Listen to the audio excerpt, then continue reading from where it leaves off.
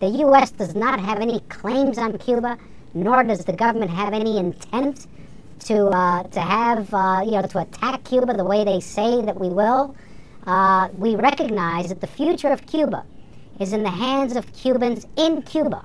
And we've been pushing and pushing, and now finally, because the economy looks so bad, we're getting far more cooperation. But if we had our way, things would have been done a lot more strongly and a lot earlier. But just what attracted me to trying to do something was, one, Senator Obama's enormous capability as a leader, but also the fact that the campaign has gotten so bitter, and we have to stop this bloodletting. A few weeks ago, around the 6th anniversary of September 11th, a leading presidential candidate held a fundraiser that was billed as a Homeland Security-themed event in Washington, D.C., targeted to Homeland Security lobbyists and contractors for $1,000 a plate. Alan Greenspan, had he been not attending so many of his cocktail parties, should have been focusing on the fact that the subprime crisis was coming upon us. The United States has had to basically relearn counterinsurgency, and as a government, including the civil side, we still have some deficiencies in that respect. And so I want to take a slight detour from tradition on this State of the Union night. In this time, normally reserved for a partisan response, I hope to offer something more, an American response. Yeah, around that time, a couple of times, and marijuana, probably when I was about 20. I don't think I touched marijuana since the late 70s. So we're very concerned about ensuring that the American workforce remain competitive. And what we are seeing, however, is that there is a skills gap.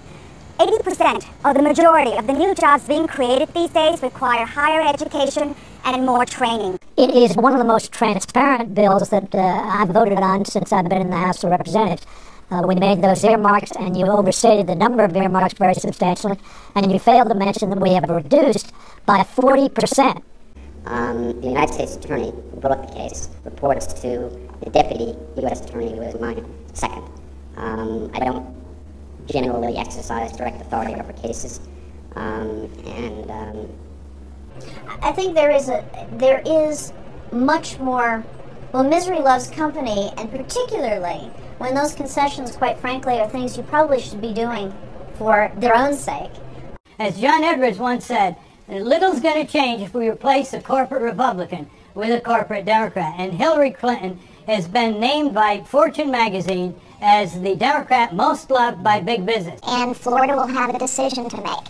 But I think it's also important to remember that McCain has consistently said that the U.S. must take a lead in curbing global warming. It is why, despite his call for the lifting of this ban, Senator Hagel would have to do what he thinks is the proper thing to do.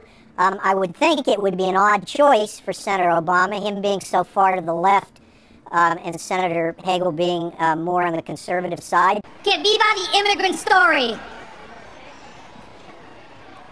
Que viva the America of my father! Que viva the America of the next President of the United States, el Presidente John McCain!